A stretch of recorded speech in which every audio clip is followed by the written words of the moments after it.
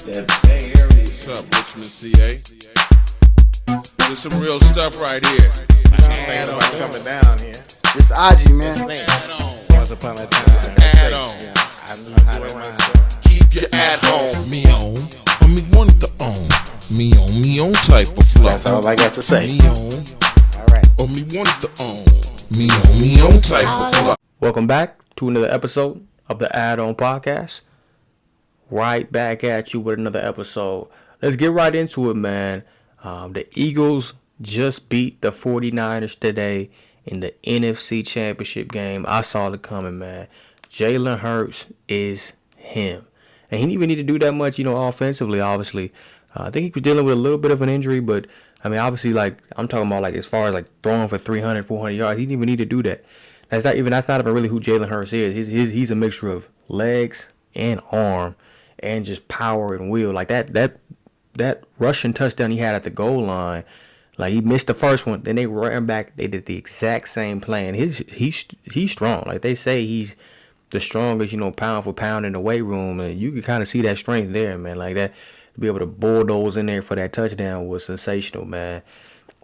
But I'm no hater, because obviously my favorite team is the Commanders. The Eagles were in the same division, but I was pretty much going for Hurts all along. Hurts or the Cowboys. I always root for the team who beat you. You know what I'm saying? Basically, they didn't beat us to get to the playoffs or anything like that, but they're in the division, so I figured I'd go for them. Nothing against the Niners, but I definitely saw it coming.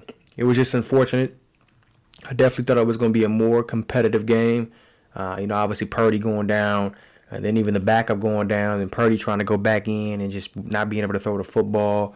But I will say, though, in my opinion, even if Purdy didn't get hurt and was 100% healthy, I still think Jalen Hurts and the Eagles would have got it done and still would have beat them.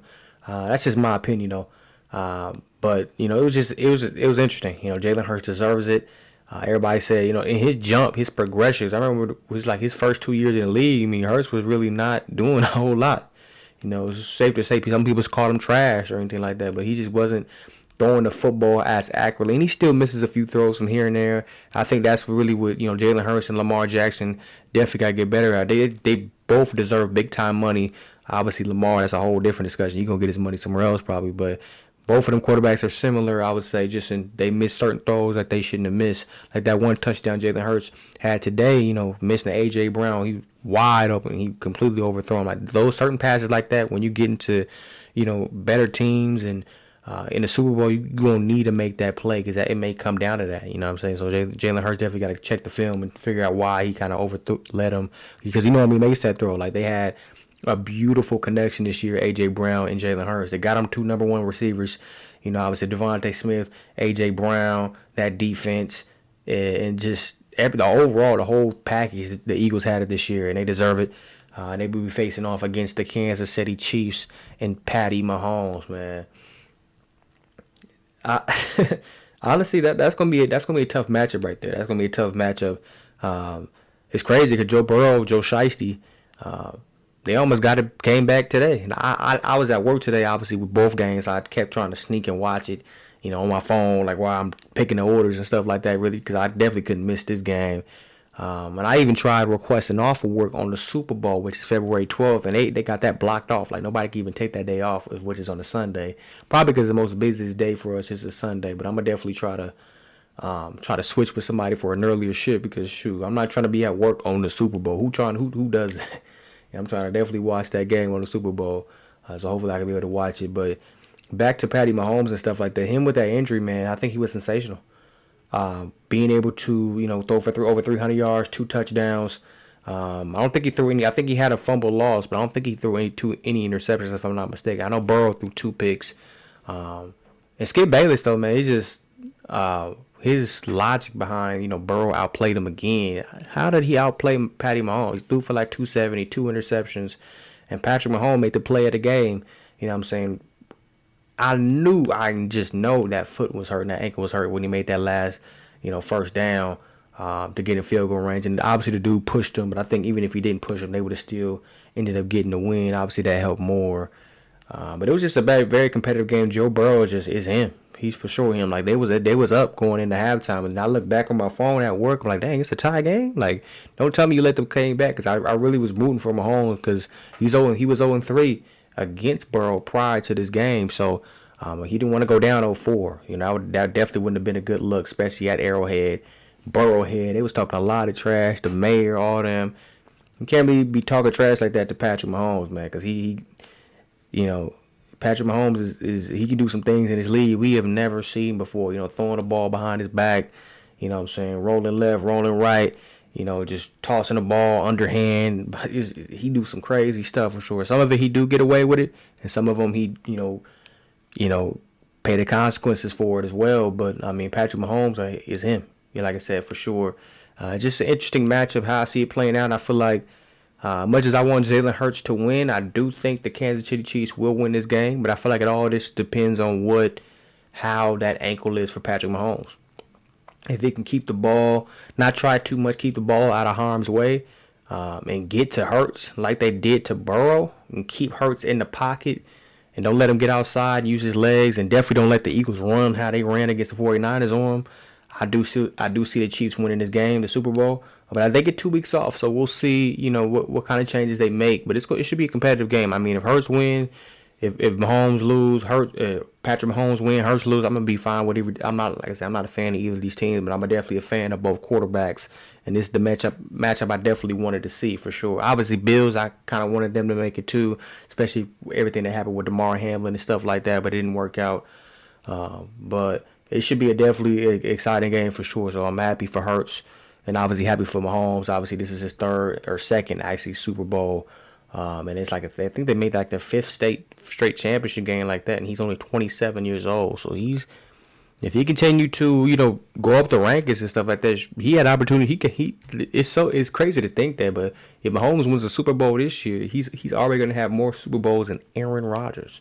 And Aaron Rodgers is arguably one of the top 5 greatest quarterbacks ever, but only has one Super Bowl win and only been to one Super Bowl.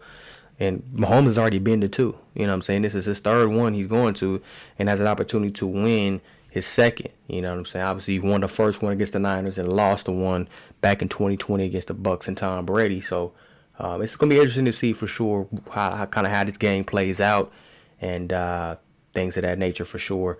Let's transition to the Lakers, though, man. Obviously, them losing to the Lakers the other night. Losing to the Celtics the other night. Sitting 23 and 27, 13th in the West. It's just that foul at the end of the game, man. It's just like, what more do you want LeBron to do to get that call? Like, honestly, I don't know what is it about this year that they just don't want to get LeBron or Lakers any type of call. But it wasn't even just this game. There were some games even before that against the Mavericks and certain other teams. I watched certain clips of it. I should have actually wrote down the games and specifically which ones was it, but. They're missing calls with the Lakers, man. Like LeBron can't seem to get any calls that these other teams are getting calls, and it like he said in the post-game interview, it's not happening to any other team but the Lakers. So why aren't LeBron getting these calls? I don't know. Like it's rigged at this point. I mean, they're already struggling as it is. AD not healthy, sit 13th in the West. Like, give my man a break. Averaging since he turned 38, I think he's averaging 35 points per game. It's 35 points per game, which is absurd. I think that's number 1 in the NBA. 38 years old, doing all he can do, man. So he needs these calls. I think he dropped at 40-something the other day. And then it's kind of funny how JT and LeBron kind of had a little back and forth on IG saying, good block, JT. But I think he was low-key being sarcastic. And Jason Tatum kind of responded as well, but wasn't too much to it. But that's just kind of funny. But Patrick Beverly though kind of stole the show for sure. Obviously that putback dunk he had, and then also bringing the camera to the ref trying to show him the play. Me personally, I don't have any issue with that. They teched him up, they teed him up for it. I mean, that doesn't surprise me. The NBA is so soft. Like I said, I already talked about it on this podcast time and time again how soft the NBA is, how soft it's gotten. It's honestly just ridiculous at this point, like how soft, you get a text for that. Like, come on, like you get text for anything. I mean, obviously the gesture that that Joel Embiid did the other day, obviously got it from Triple H and WWE. That's a little bit, I guess you could say, a tech worthy, even though it's a men's sport. It ain't like it's, you know what I mean, too much to it. But What Pat Bear did, like that he should just told him just get off the court with it or whatever and go on about your day. Don't tee him up for that. Come on now. And I think somebody else got fouled down the stretch as well, but right before even LeBron got fouled in that Celtics game, but didn't get the call, unfortunately. So it's just unfortunate, man. So whatever that happens with the Lakers this year, they make the playoffs. They don't. They make the play-in. Something that will happen for sure is he will pass Kareem to be the greatest scorer in NBA history. Right now, currently, at the time of making this podcast, he sits 117 points away from passing Kareem. It's just sensational, man. Like, the fact that people say he's not a scorer, you know what I'm saying? He's not one of the top 5 best scorers of all time. He's a pass-first guy. And I agree. Like, he is a pass-first guy, but to say that he's not on a scoring level of Jordan or Kobe or anything like that. For one, them two dudes shot more than LeBron. So imagine if LeBron just all he worried about is just scoring. Like, just imagine, just all the other stuff he's been trying to do over the past, of course, his career, trying to get others involved and rebounding and doing all this stuff. Imagine if he just focused on scoring and scoring alone. This man would average 35 a year, like, easy. Maybe more. Like, he's the greatest driver in NBA history. 6'9", 260 pounds. The longest prime ever. Like, we've never seen anybody be this good for this long. 38. It's honestly remarkable, man. And it's going to be very, very sad, when LeBron finally do step away. Like, I think sometimes we even take LeBron's greatness for granted. And I think the NBA is taking it for granted. That's why he's not getting these foul calls. Like, you know what I'm saying? It doesn't matter how many times he's gotten them. All-Star happened again this year, 19th straight season, being a starter. 19th straight season being a starter, not just you know what I mean. Like, it's just remarkable what this man's doing, man. It's just still in his prime. Like, now he's got everything. He got the mid range, he's got the fadeaway, he's got the 3-ball. Obviously he's not shooting at a great percentage from 3, but he's got the 3-ball. We can all agree. Put percentage aside, from when LeBron first came into the league to now, he's a better shooter now than, back then. Same thing as far as free throw shooting. He's never been a great free throw shooter. Still not a great free throw shooter, but he's better than when he first started. You know what I'm saying? He's developed that. And just, I honestly don't know how he does it, man. Like, 38 years old, man. Jordan wasn't doing that at 38. D Wade wasn't doing that at 38. You know what I'm saying? All the greats wasn't doing that at 38. Maybe they was scoring some point, but the consistency. He's averaging like 30 this year at 38 years old. Is insane. But I think what LeBron's biggest accomplishment when it happens is going to be playing with his son Bronny. Because obviously Bronny James just made the McDonald's All-American game, which is very, very, very impressive. And I want to talk about Bronny a little bit and Mikey Williams, obviously. Because I watched both of them. Been watching both of them for years now, a couple years now since they've been in high school. So kind of how I look at it, I was definitely surprised Mikey didn't make it, and definitely kind of surprised he dropped in rankings. I'm pretty sure if you go look at his stats right now, I'm not too sure off the top of my head. He's probably averaging between 20 and 30 points per game, but it's probably just the level of competition. Like, with his school, the San White did some school, I forgot what the name. I think it's in Cali, and then LeBron's school, Sierra Canyon, and the competition that they play. Compared to the competition that Mikey plays, Bronny does play better competition, I'd say. Probably just in his conference and just kind of where he's at. Because like I said, obviously Sierra Canyon is one of the best schools in Cali for basketball. But I feel like with Mikey and Bronny, how I've kind of see like kind of who's better and things like that. Because obviously I think Mikey, without a doubt, has a deeper bag than Bronny. Like, Mikey has a score. It's just he can just do some things that I just haven't seen. I'm not gonna say Bronny can't do, but he just does certain things in his game where I don't see Bronny do. Like Mikey got that sidestep, step back 3. I don't really see Bronny do that. He got the mid range fade and just circus shots. The floater, just the long range 3. But Mikey overall as a scorer, I feel like it's better than Bronny. But I feel like that's really the only area he's better than LeBron at. Bronny's a better passer. I think Bronny's a better rebounder. It might be kind of neck and neck, close to a tie. Probably 2 years ago, I would say Mikey was more athletic. But now you can't really say that Mikey's more athletic than Bronny. Like, just from what LeBron is pulling off, Bronny's pulling off in these games, man, it's kind of hard to say that Mikey is more athletic than Bronny. And mind you, Mikey definitely does catch more bodies than Bronny. Because if you look at all Mikey's posters he's had through high school, he's had more than Bronny, without a doubt. So I give him that on that. But just as far as if you just measure their vert for vert, it would be neck right there. You know what I'm saying? Bronny and Mikey, right in there. I think Bronny's a better overall. Just they're both around that 6'2", 6'3" height, so they're going to be playing more likely point guard in the NBA. They might go 1 and 2, like kind of like a Donovan Mitchell type player or Colin Sexton, where they can play the 1 and the 2. But you got to obviously be extremely skilled and gifted and athletic to do that. And I think both of them are. Both are going to continue to carry that game. And I feel like just if you put both of them on the Lakers right now coming off the bench, and you say you just need somebody to kind of run the offense and knock down some shots, I think Bronny would do a little bit better job than Mikey. That's just my opinion. I think Mikey definitely going to hold his own as far as just like, his scoring and stuff like that. But I feel like just overall IQ, shot selection, ball handling, passing. I think Bronny is a little bit more ready, than Mikey. And I think that's why he kind of made it over him.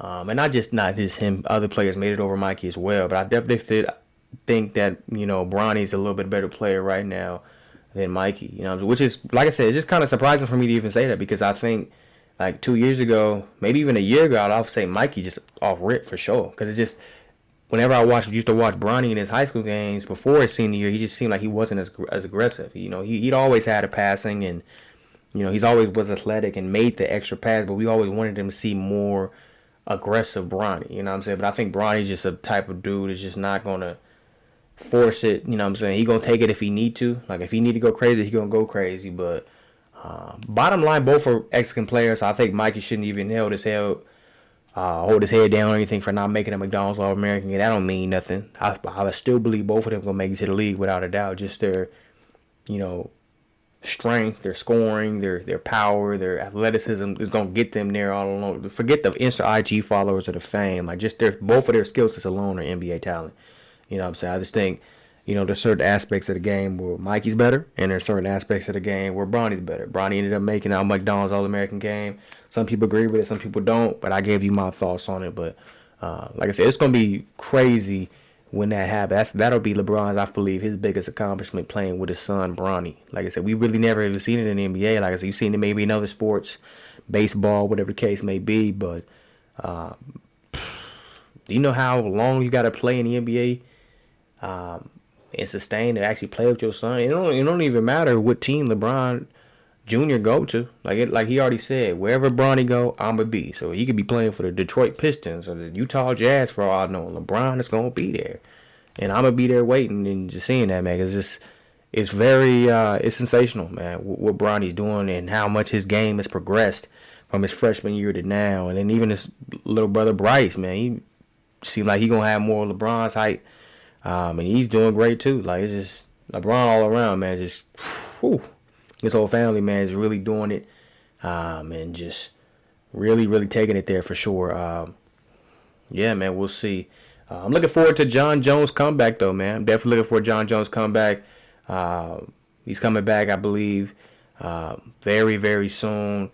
Definitely forgot the date. I gotta start writing this stuff down. I forgot the date when he comes back, but John Jones, man, is one of them dudes where it's like, I remember, like, it's crazy because the first ever John Jones fight I've ever watched was the fight that he technically lost. It was against Matt Hamill, where he got disqualified by, I believe, for illegal elbows, and that was the first John Jones fight I've ever watched. Like, I didn't know nothing about him. I think it was just UFC was just on. I don't know. Who knows? It may have been a rerun or something that was just on the TV, because I don't know I'm not too sure back then if they had pay-per-view and stuff like that.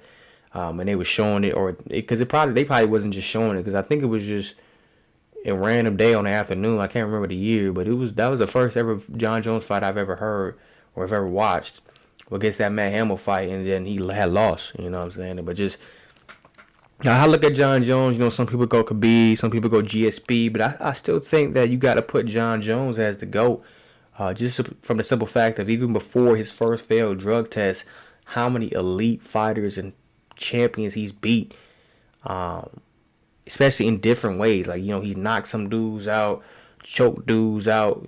Choked out Rampage Jackson. Knocked out Shogun Hua, choked out Lyoto Machida. knocked out Daniel Cormier and all these people. So, and obviously, he failed. And I don't know. Honestly, I really don't know if he did it or not. Joe Rogan's one of the people who thinks that he who's innocent. He didn't, take the steroids or not. Honestly, I don't know. Like, I feel like for it to happen that many times repeatedly, he probably did. Which is just unfortunate because I feel like John Jones didn't. If he did cheat, he didn't even need to cheat. Like, he got all the talent in his world. Nobody can mess with him. And I just want him to hurry up and fight, for the heavyweight title and really prove and solidify, be clean this time that he is the greatest UFC champion of all time, man. It's just, like I said, taking nothing away from Khabib or GSP because they were a monster. They are sensational, like, you know what I'm saying? But I think with John Jones, he just got his versatility, man. Like I said, from his first fight with, was that Alexander Gustafsson, that was probably the greatest UFC light heavyweight fight ever. That 5-round fight, because I think Jones was down that first fight. I think he lost the first 3 rounds, but then he won the last 2 rounds and still somehow got the win. But then the second time they fought, he got him out of there. So it was just, and that's kind of like the same thing with Danny Cormier. Danny Cormier was a close fight, 5-round fight. He got the decision win, but then the second time they fought, Jones got him up out of there. So it's like, obviously Jones has had some, battles where it just wasn't as impressive, and things like that. Can't remember that dude's name that he fought. That one tall dude he fought. But yeah, it was somebody else that he had fought too that wasn't really impressive. But even after he beat him, he kind of went downhill. So it was like his apex of how great he was against John Jones, because right after he had fought him, I think it was Dominic Reyes. Yeah.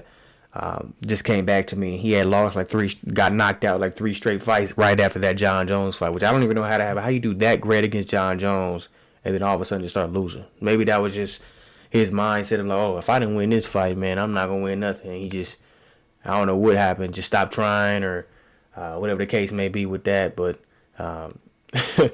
that's pretty interesting though too, man. But obviously too, man, there's just a lot of stuff obviously going around in this world with the beatings and stuff like that young man dying at the hands of the police. That was actually, I want to get this dude's name right, man. I think it's very respectful for me to actually say his name. I think it's something Nicholas. I didn't even know about it. One of my coworkers told me.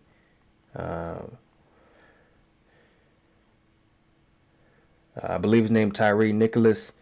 5 Memphis police officers beating him. Basically just beating him for fun at that point. Like, I mean, I couldn't even really watch the video, kind of graphic. But it was a very deadly beating, and the fact that they were black too was just kind of like, man, that's crazy. You know what I'm saying? Obviously, I automatically, when they said 5 police, I automatically assumed they were white. Maybe that's just me, my bad judgment, but just from the Rodney Kings and the George Floyd, and just from so much other stuff that I've saw, I just automatically immediately thought that they were white, but they were 5 black police officers. So that kind of just, with that being said, that kind of, how do I say it, like, almost contradicts of what everything we're talking about, like, Black Lives Matter and all. Like, I don't even be saying that anymore, like Black Lives Matter or anything like that, because it's like, at the end of the day, it's not even just with rap. I've always said you can't really say Black Lives Matter when we kill our own people. And I was really referring to all these rappers killing other rappers in the streets and stuff like that. All these rappers killing other rappers, black African American people, just because of jealousy or whatever the case may be. But now you got cops beating on another man, killing him for what? Just because you got the authority, just because you got the power. You know what I'm saying? The man was probably doing nothing wrong. I don't really know the details into it, but that's just unfortunate, man. It's just, we got so many issues, man, in this country, man. Just of stuff like this continuously happening. So obviously these officers gotta get held accountable. Obviously it happened in Memphis. Certain NBA teams and sports organizations have spoken out about it as well. I'm just tired of seeing it. Like, honestly, I'm just tired of seeing stuff like this. Like, what was going through, like, all those 5 police officers. I just want to see them speak. What was going through your mind when y'all was doing it? Like, what caused, because it's not like this dude was 6'9", 300 fighting y'all back, like almost beating y'all up. Like the dude was what, like 100, I heard like 150 pounds. He's a pretty small dude, and it's five of y'all, one of them. And y'all treat this man like he a dog or some type of wild animal or something like that, and it took his life. So that's just, just unacceptable, man. I'm gonna definitely do some more research into it. I definitely wanted to get his name right. Obviously, that was respectful and stuff to see, but I just found about that the other day, and I didn't even know about that. So I think I seen something about it. I saw a picture of 5 black police officers on my screen going through my view page, but I didn't take the time to actually read it. But then I got to work, and then somebody actually told me about it, and it was all over the news too. So it's like, man, that's what it was. But man, that's definitely unfortunate for sure. But this wraps up the episode, man. Definitely looking forward to the Super Bowl, February 12th. And continue obviously watching the Lakers and stuff like that.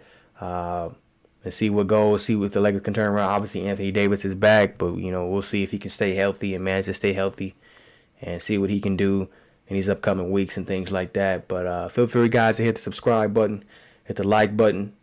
Subscribe to my other channel as well, Emmanuel R&D. The link to that will be in the description. Posting a lot of basketball content on there. Finna become the next, basketball content creator, man. So all the people you guys look up to or may watch, the Devontae Frigas, the MKs, the Cash Nasty, the Flight Reacts of the world. You know what I'm saying? Like, I'm the next one coming for sure. There's somebody that just basically not known yet, but I'm good at basketball for sure, man. So y'all tap into that channel, Emmanuel R&D. And yeah, well, we'll see you guys next episode. It might be a guest on soon, might not. But like I said, I'm not really. It's not a guarantee or that I might have a guest on. So it's just, if I do a solo, I do a solo. But catch you guys next episode, man.